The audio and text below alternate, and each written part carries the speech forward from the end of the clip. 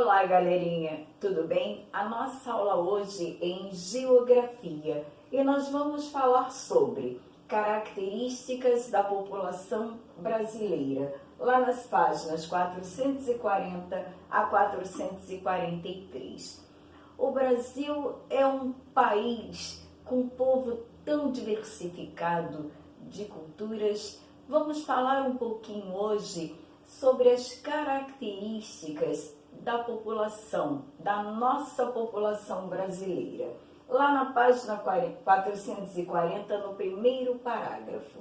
O Brasil é um país que vive um processo chamado de transição demográfica. Isto quer dizer que, nas últimas décadas, as características da população brasileira sofreram grandes transformações. E estas transformações aconteceram justamente pelas influências de outras culturas, pela transição de pessoas. A população pode ser classificada em população absoluta e população relativa. População absoluta, lá na página 440, no segundo parágrafo. A população absoluta corresponde ao número total de habitantes de um determinado lugar, município, estado, região, país, de uma cidade.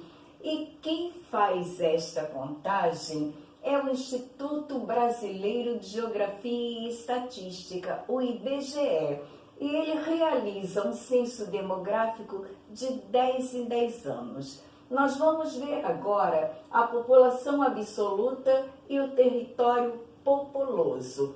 População absoluta está relacionada à maior população. Isto quer dizer que, quando um país tem um total de pessoas, de número de pessoas muito elevado, ele é considerado um país populoso. Eu coloquei para vocês aqui uma lista com 10 países com maior população absoluta. Vamos dar uma conferida. Eu tenho os 10 países e o Brasil está em quinto lugar como um dos países mais populosos. Vimos então que a população absoluta é a quantidade total de habitantes de um determinado lugar. Vamos ver agora a população relativa, lá na página 441, no primeiro parágrafo.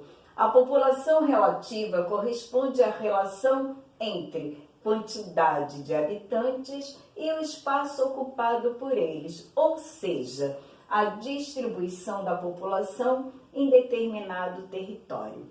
A população relativa é conhecida também como densidade demográfica.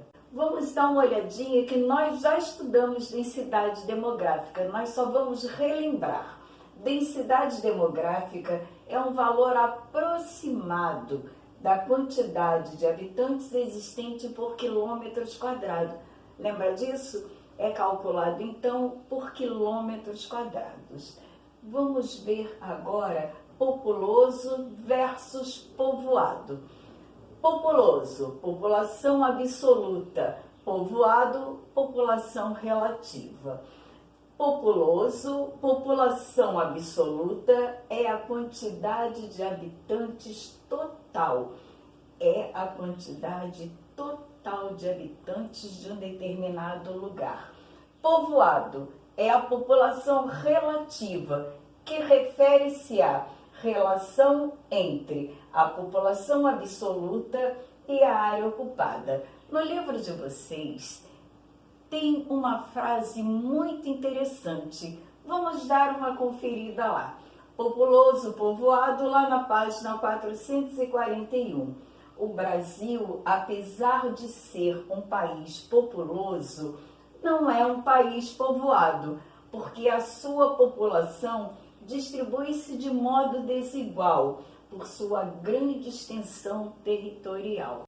Isto quer dizer que no Brasil tem um grande número de habitantes no total, mas a distribuição é feita de forma desigual essa distribuição é feita de forma desigual por quilômetro quadrado.